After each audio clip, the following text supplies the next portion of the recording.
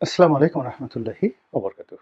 সম্মানিত দর্শক, প্রশাসনে দলবাজি এটি ১৯৯১ সন থেকে সেই ম্যালথাসের ক্রমবর্ধমান হারে যে বেড়ে যাওয়া, সেটি বাড়তে বাড়তে ২০২৪ সনের যে আগস্ট মাস, সেপ্টেম্বর এবং অক্টোবর এই সময়টিতে এসে অন্তর্বর্তীকালীন সরকারের নেতৃত্বে এই যে দেশ পরিচালিত হচ্ছে, এখানে এটি একটা বীভৎস, অসহনীয় এবং অস্বাভাবিক অবস্থাতে পৌঁছে গিয়েছে।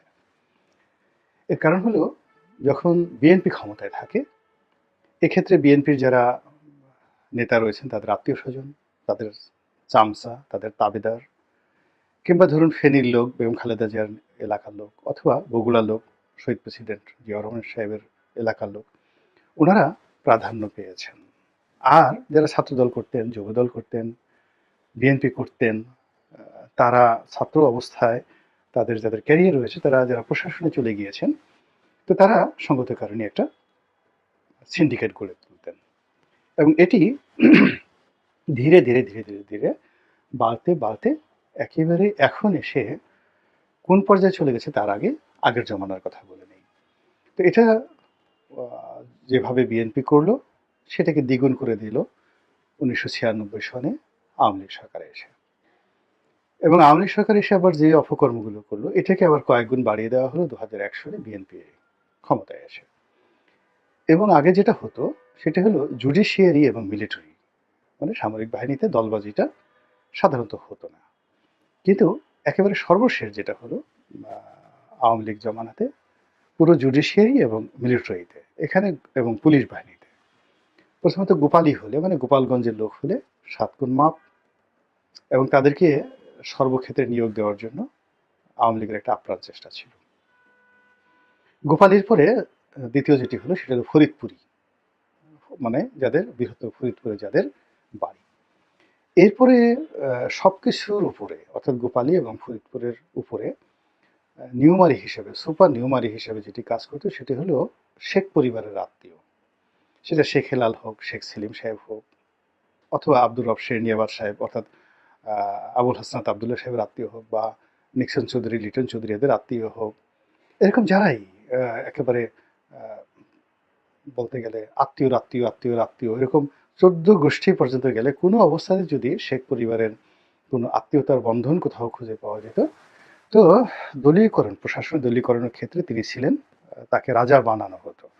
এবং অনেকে শেখ পরিবারের সদস্য না হয়েও তারা শেখ হয়ে যেতেন, যেমন শেখ আব্দুল হাই বাচ্চু বেসিকের। তখন এইভাবে প্রশাসনের যে দলীয়করণ, এটা আমাদের অনেকটা গা সওয়া হয়ে গিয়েছিল। এবং তারা এই শেখ পরিবারের যারা সদস্য, তাদেরকে আমরা ঠাট্টা করে বলতাম রাজ পরিবারের সদস্য। যারা গোপালগঞ্জের লোক, তাদেরকে আমরা কপালি বলতাম, গোপালী কপালি, মানে এরা একটা কি ফাটা কপাল নিয়ে জন্মগ্রহণ করেছেন। তো এরকম যে একটা দলীয় সরকার, সেই দলীয় সরকারের অধীনে পুরো রাষ্ট্রের প্রশাসন যন্ত্র, বিচার ব্যবস্থা থেকে শুরু করে আমলাতন্ত্র, সব জায়গাতে যে নিকৃষ্ট মহড়া চলেছে দলবাজির, এটি এখন এই সময়টাতে এসে না গোপালী, না বগুড়া, না যাকে বলা হয় ফেনী, বা না রংপুর, না জামাতি, না বিএনপি, না আওয়ামী, মানে কোনো কিছুই হচ্ছে না। কিন্তু একটা অ্যাবনক্সিয়াস, বিরক্তিকর একটা দলবাজি হচ্ছে। আমরা অনেক আগে হুমায়ুন আহমেদের একটা নাটক দেখেছিলাম আজ রবিবার। তো সেখানে একটা দৃশ্য ছিল, সেই দৃশ্য জাহিদ হাসান খুব পড়ুয়া একজন, যাকে বলা হয় ছাত্র, দুনিয়ার কোনো প্যাচগোছ বুঝেন না, সারাদিন শুধু পড়াশোনা করেন। আর অন্যদিকে যে পরিবারে তিনি থাকেন লজিং মাস্টার হিসেবে বা আশ্রিত হিসেবে, সেই পরিবারের যিনি বড় চাচা জনাব আলী জাকের, তিনি একজন বিখ্যাত মানসিক ডাক্তার। তো বাইরের রুগী ঠুগী তিনি পান না, তিনি ঘরের মধ্যেই তার সেই রুগী খোঁজার চেষ্টা করেন, এবং ঘরের কোনো লোক তাকে ডাক্তার হিসাবে মানতে চায় না। তো আনিস, মানে এই জাহিদ হাসান, তাকে নিয়ে প্রায় তিনি মানসিক চিকিৎসা করেন। তো এরকম একবার সেই আনিসকে, অর্থাৎ জাহিদ হাসানকে একটা দৃশ্য দেখানো হলো, একটা যাকে বলা হয়, তো বলা হলো যে এটা কি। তো উনি অনেকক্ষণ দেখে থেকে বললেন যে এটা হিজিবিজি। তো এটাকে তার কাছে মনে হলো যে এটা একটা মানসিক রোগীর লক্ষণ।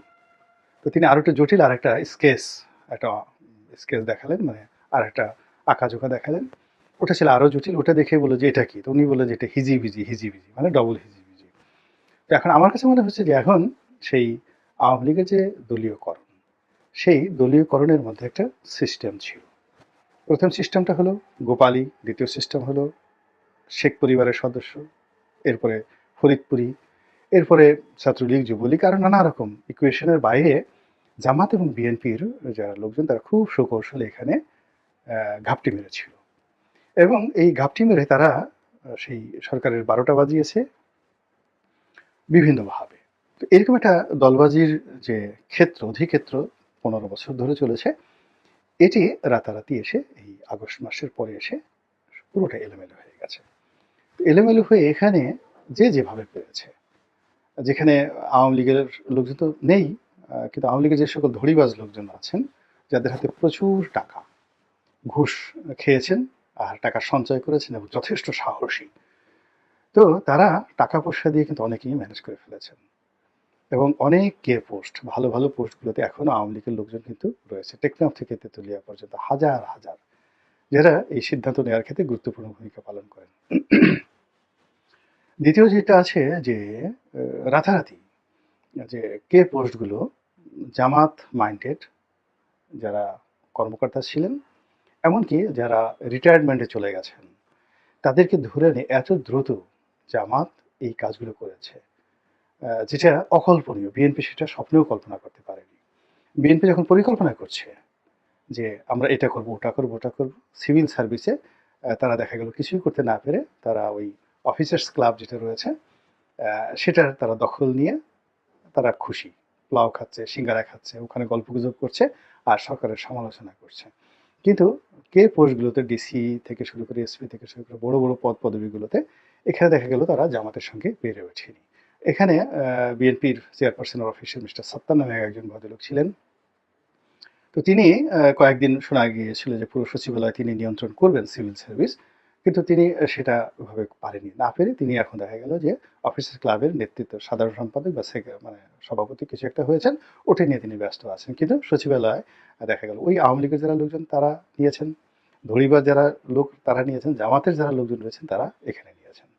আবার পুলিশের সেই নিয়োগ বদলি নিয়ে এখানেও দেখা গেল যে বিরাট একটা বাণিজ্য করার চেষ্টা করা হয়েছে এবং অনেক দলবাজ, অনেক দলবাজ, আমি কোন নাম বলবো না, সাবেক পুলিশ কর্তা, তারা এই নিয়োগ দিবে, বদলি দিবে, এইগুলো করে করে বিভিন্ন মিটিং, মিছিল, তালিকা মালিকা করে ঠরে, মানে কি বলবো, এখানে গত যারা ১৫ বছরে যে সমস্ত অপকর্ম যেমন বেনজিররা যারা করতে পারেনি, অনেকে দেখা গেল এই ১৫ দিনের মধ্যে বেনজিরের বাপ হয়ে গেছেন, কিন্তু আলটিমেটলি কাজ করতে পারেননি।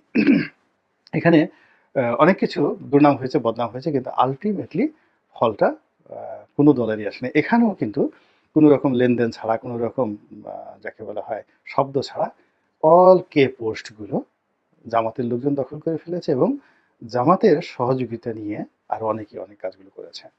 একইভাবে আপনি দেখুন সেই জুডিশিয়ারিতে যে সারা বাংলাদেশে আইন কর্মকর্তাগুলো নিয়োগ হয়েছেন, তো সেখানেও জামাতের সঙ্গে আসলে বিএনপি শিশু এবং এই যে আমলাতন্ত্রের যে পরিবর্তনগুলো হয়েছে, দলবাজি হয়েছে এবং যে দলবাজি প্রশাসন চলছে, এটি পুরো রাষ্ট্রের যে সিস্টেমটি, এটি সিস্টেমটিকে একদম কলাপস করে দিয়েছে। আপনার যদি হাইকোর্টে একটা মামলা থাকে, যদি মানে আপনার লোয়ার কোর্টে একটা মামলা থাকে, আগে একেবারে যেটা অবধারিত, আপনার ধরেন কোনো একটা ফাইল ২,০০০ টাকা ঘুষ দিলে হয়ে যেত সিরিয়াল পাওয়ার জন্য বা অন্য কোনো কিছু করার জন্য, সেটি এখন ৫,০০০ টাকা দিয়েও আপনাকে ১৫ দিন পর্যন্ত ঘুরতে হচ্ছে। তো এই অবস্থা ঠিক যাকে বলা হয় জেলা, যাকে বলা হয় সিভিল অ্যাডমিনিস্ট্রেশন, অর্থাৎ ডিসি অফিস, টিএন অফিস, সেখানে ঘটে যাচ্ছে।